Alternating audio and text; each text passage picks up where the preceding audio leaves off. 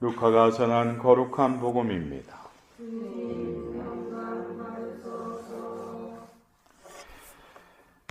그때 예수님께서는 제자들에게 비유 하나를 말씀하셨다.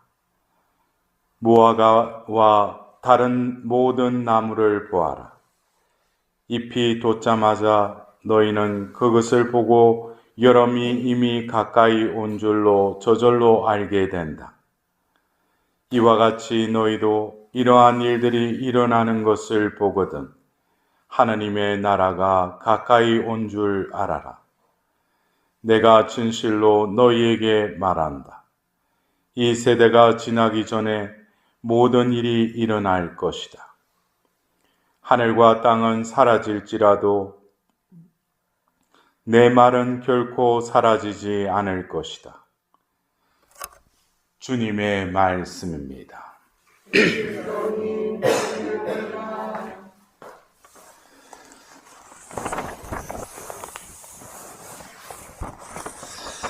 우리가 이번 한 주간 연중 제34주간, 여러분들도 알다시피 이번 주간은 마지막 주간이면서 우리 한국교회에서는 무슨 주간으로 또 제정을 했죠? 성서주간이라고 제정을 했죠, 그죠? 그래서 오늘 예수님께서 오늘 비유의 말씀을 하시고 나서 하늘과 땅은 사라질지라도 내 말은 결코 사라지지 않을 것이다. 내 말은 결코 사라지지 않을 것이다. 근데 이 루카복음 21장 33절에 이 말씀은 묵시록 21장 1절에 보면은 이루어진 것을 볼 수가 있죠. 첫 번째 하늘과 땅은 사라졌다고 그랬어요. 없어졌다고 그랬어요. 그런데 그것이 끝이 아니죠. 사도 요한이 무엇을 보았어요? 나는 새 하늘과 새 땅을 보았습니다.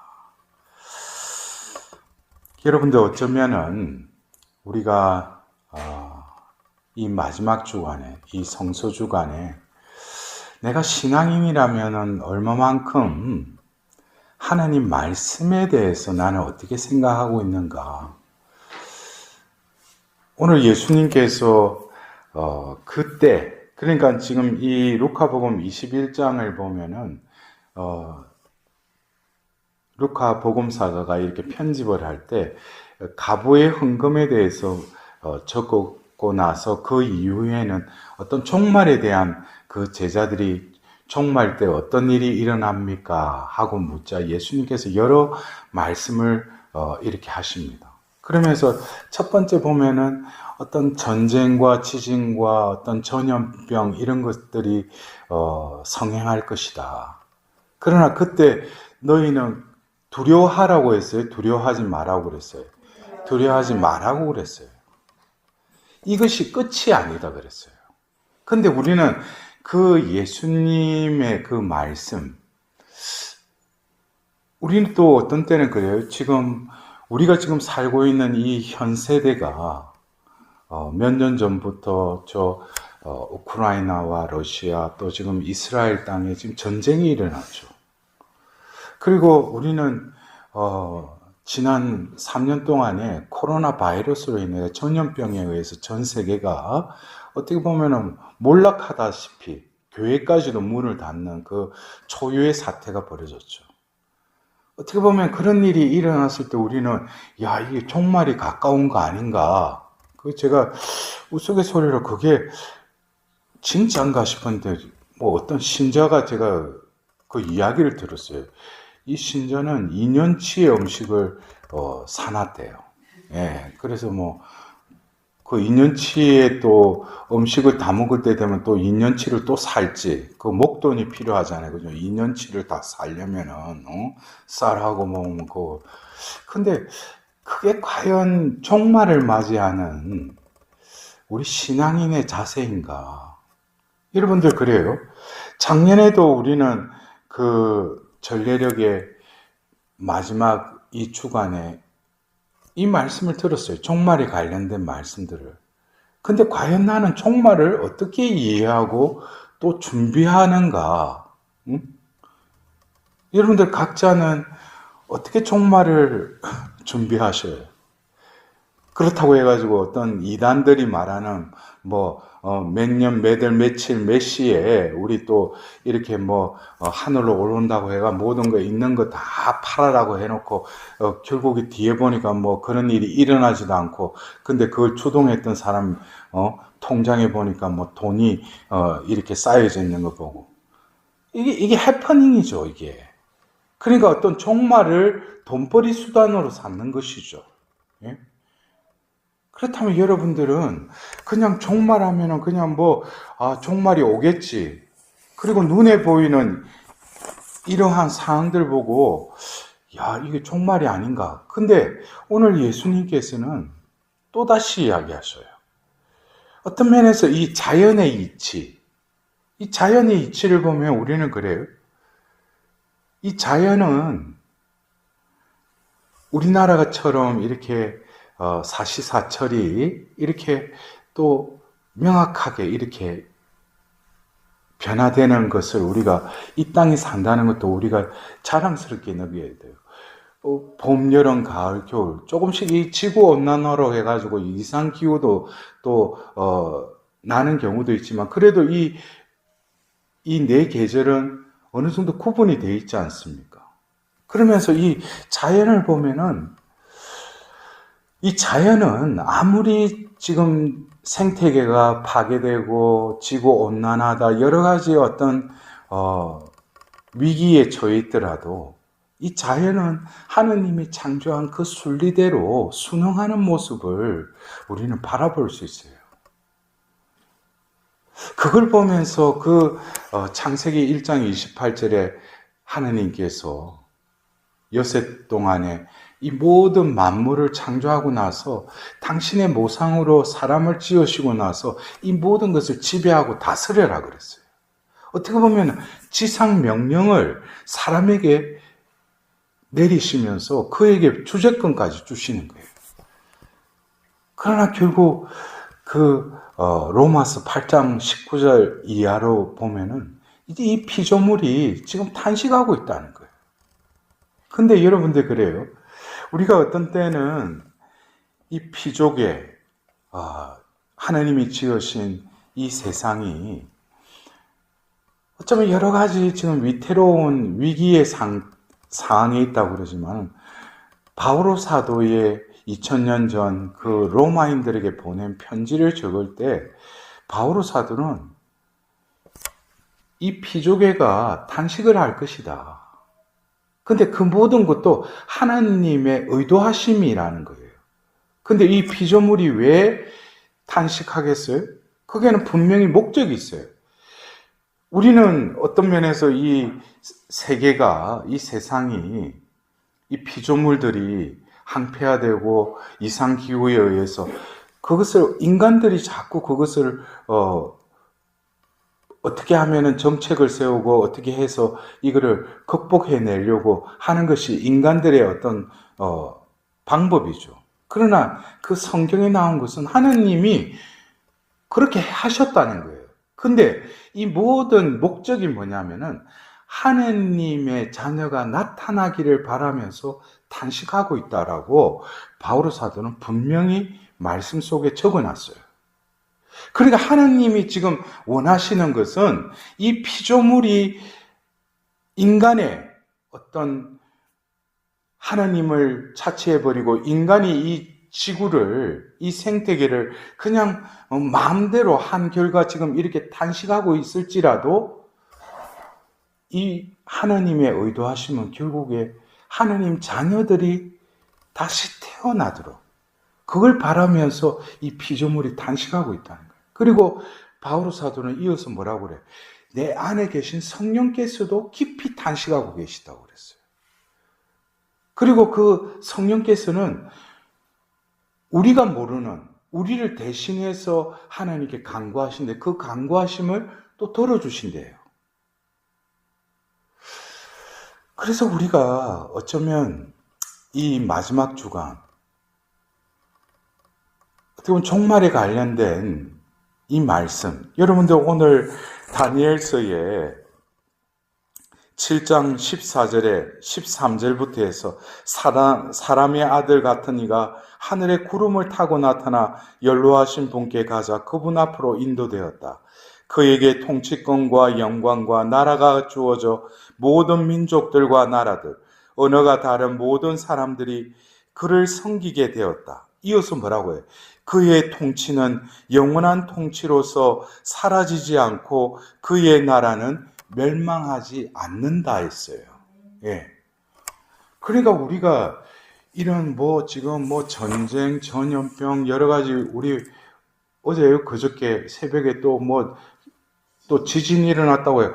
이거 끝난 거 아닌가? 근데 그의 나라는 이제 영원한 나라가 통치하신다는 거 하느님께서, 예수님께서. 결국 이 말씀을 우리는 어떻게 이해할 것인가? 근데 우리가 오늘 이 루카복음 21장 33절에 내 말은 결코 사라지지 않을 것이다. 이 말은 결국 뭐예요? 내 말은 반드시 이루어진다 이 말이에요. 그러면은 우리가 그냥 눈에 보이는 외관상에 이걸 보고 종말을 두려워할 것이 아니라 이 마지막 때를 대비하는 신앙인으로서 우리는 성경에도 그 10처녀 중에 5처녀는 슬기롭고 5처녀는 어리석었다고 그러죠. 왜? 그 등불에 기름을 준비했느냐, 준비하지 않았느냐. 여러 가지 어떤 이 비유의 말씀을 들으면서 우리가 그러면은 이 마지막 때에 이 종말을 준비할 때 나는 과연 그 등불의 기름과 같이 내 존재에 하나님의 그 빛을 밝힐 기름을 나는 예비하고 있느냐, 간직하고 있느냐. 그래서 우리가 요한복음 4장에 보면은 예수님께서 그 정오에 물을 떠러온 그 사마리아 여인에게 예수님께서 내가 주는 물은 영원히 목마르지 않을 것이냐 하니까 그 여인이 뭐라고 해요? 그 물을 저에게도 주십시오 그러죠. 그러나 예수님이 이어서 뭐라고 해요? 내가 주는 물은 너희 안에 영원히 샘솟는 샘이 되어서 흘러나올 것이다 그랬어요. 그 영원한 샘은 바로 뭡니까? 영원한 생명의 말씀이죠. 그래서 과연 내 안에는 영원한 샘이 있는가? 응? 하느님이 영원한 생명을 주신다고 약속하시고 보장하셨죠. 근데 내가 등불을 받게 그 기름도 준비하지 않고 어둠 천지의 이 세상 속에서 내가 어떻게 이 종말을 맞아들이겠어요? 그래서 이 루카복음서에 나오지 않지만은 마테오복음에도 이 종말에 대해서 어떤 그 천지의 어떤 현상에 대해서 얘기해요. 그때가 되면은 태양도 달도 뭐예요? 빛을 잃는다고 그랬어요. 여러분들 태양이 빛을 잃고 달이 빛을 잃으면 어떻게 되겠어요? 어둠 천지가 되는 것이죠. 근데 그때 천사들이 나타나서 동쪽에서 서쪽으로 훑어가면서 지나가는데 그때 뭐예요? 솎아낸다고 그랬어요. 어둠 천지인데 어떻게 천사들이 그 속에서 하나님의 의인들을 어떻게 솎아내겠습니까? 그것은 우리 어떤 외관적인 그 차원이 아니라 영적인 차원인 거예요. 세상이 어둠 천지가 되더라도 그 안에 하나님이 예수님을 이 세상의 빛으로 파견하셨고 예수님께서도 그 군중에게 뭐라 해요? 너희는 세상의 빛이다 그랬어요. 대박을 치워버리고 등정 위에 올려놓으면 어떻게 그 빛이 주위를 밝힐 것이다 그랬어요. 이 빛은 눈에 보이는 스위치 올려서 그냥 밝아지는 이 빛이 아니죠. 하나님으로부터 오는 영원한 생명의 빛이죠. 그 생명의 기름을 담고 있는 이들은 뭡니까? 그때가 되면 어둠 천지가 돼서 암흑 속에서도 그들은 뭡니까? 반짝반짝 빛을 발한다는 거예요. 그래서 천사들은 영적인 존재죠. 그러면서 가면서 보면은 그 어둠 천지 속에서도 우리 그 뭡니까? 반딧불 있잖아요. 예? 시골 아직까지 공기가 좋은데 가면은 밤에 반딧불이 이렇게 날아다니는 게 보이잖아요. 반짝반짝하면서. 그것과 유사한 거예요. 이것은 어떤 눈에 보이는 어떤 시각적인 차원이 아니라 하나님의 영적인 차원에서는 똑같이 신자인데도 누구는 빛을 발하고 있고 누구는 성당을 열심히 다니고 자기 딴에는 뭐 성당일도 많이 한다고 하는데 보니까 그 안에 빛이 없는 거예요. 그래서 오늘 예수님께서 내 말은 결코 사라지지 않을 것이다. 내 안에 바로 히브리서 4장 12절에 그 쌍날칼보다도 골수를 쪼개는 생명의 말씀이 살아 움직이는 그 말씀이 내 안에 머물고 있는 자는 빛을 발하는 거죠. 그래서 우리는 베드로서에 뭡니까? 그 말씀을 계속 바라보라고 그러죠. 동이 토오는 그 태양을 기다리는 마음으로 그 예언의 말씀이 이루어질 때를 기다리면서 그러면 예언자를 통해서 하나님이 그 영의 감도하러 예언케 하신 선포하신 그 말씀은 뭡니까? 하나님 때가 되면 분명히 이루신다는 거예요. 그래서 우리는 이제 다가오는 12월 8일 무염시태 성모님 그 대축일을 또 우리가 쿨 기도를 하고 있지 않습니까? 성모님의 위대한 덕성은 뭡니까? 말씀을 부여잡으신 거예요. 말씀을 온전히 삼키신 것이죠. 말씀을 온전히 간직하신 것이죠. 그리고 그 말씀이 이루어질 때를 온전히 인내하며 기다리신 것이죠. 그것이 성모님의 위대한 덕성이에요. 우리도 성모님께 봉헌하고 성모님 정구를 청해야 될 것은 내가 깨어있는 자로서 마지막 때에 심판대에서 내가 낙오되지 않도록 저를 위해서 피를 달라고 하면 성모님이 바라시는 것은 뭡니까? 말씀을 너희 마음에 간직하라. 이것이 바로 그 등불의 기름을 예비하는 것이죠. 그래서 우리가 이 마지막 중원에 우리 한국교회에서 이 성소주간은 우리 신자들이 얼마만큼 우리 천주교 신자들이 말씀에 대해서 뭐 공부는 하지만 말씀을 진정으로 내 마음 안에 간직하고 살아있는 이 생명의 말씀과 함께 내 삶을 분별하고 그 말씀이 이끄는 대로 내 삶이 정향되어서 그 말씀이 이루어질 때를 기다리면서 그곳에 희망을 두고 살아가는지 그것에 대해서 우리는 이 마지막 주간, 이 마지막 때를 준비하는 이 시점에서 내가 묵주기도도 해야 되고 성체조배도 해야 되고 성사생활도 열심히 해야 되지만 근본적으로 나는 말씀을 얼마나 목마른 사슴처럼 갈급하고 그 말씀으로 내가 흡족하는 내 영혼으로 변화되어 가고 있는지 그럴 때에 우리에게 있어서는 이제 이것이 마지막 때가 아니라 하나님의 그 말씀이 이루어지는 이제 첫 번째 하늘과 땅은 사라질지라도 우리에게 그 눈이 열린 자들에게는 뭐가 열리겠어요? 새 하늘 새 땅이 열리는 것이죠. 이것은 외관상으로 무슨 하나님이 리모델링 하는 것이 아니라 내 존재가 빛의 존재로 완전히 탈바꿈될 때 내가 완전히 내 존재가 완전히 누에꽃이가 그 누에를 벗고 나비가 되듯이 내 존재가 하나님 안에서 새로운 피조물로 다시 거듭날 때 내 눈과 귀는 새하늘 새 땅의 그 찬란함과 그 웅장한 한호 소리를 우리는 들을 수 있고 볼 수 있고 내 입은 그 하나님의 현존하심을 고백할 수 있는 것이죠. 그것은 이미 뭡니까? 이 현세를 살더라도 이미 나는 구원받은 이들 대열에 서서 하나님을 그래서 오늘 그 하답송에 영원히 찬송하고 찬양하여라. 이것이 깨어있는 자들의 삶이죠. 어떻게 보면 현세가 힘들고 이 짐이 무거운 이 육신의 장막을 벗어날 때까지는 우리가 끊임없이 싸워야 되고 영적으로 무장해야 되는 그 여정 속에서 우리의 영혼은 뭡니까? 미리 그것을 보고 힘든 속에서, 고난 속에서도, 고통을 탄식 속에서도 우리는 뭐예요? 영원히 찬송하고 찬양하여라. 누구를? 우리를 지어내신, 우리를 구원하신, 우리를 영원한 복락으로 상속을 해주실 그 하나님을 찬송하고 찬양하여라.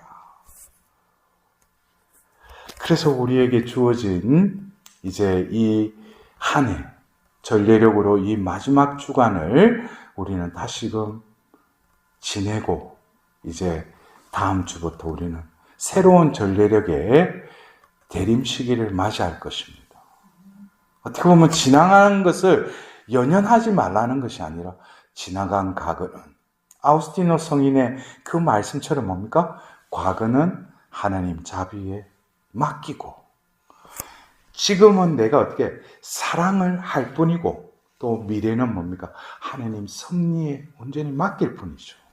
그런 마음으로 우리가 새로이 우리에게 허락된 이 새로운 전례력의 문을 한 걸음 나아갈 수 있는 이 복된 시간이 될 수 있도록 다시금 하나님께 간절히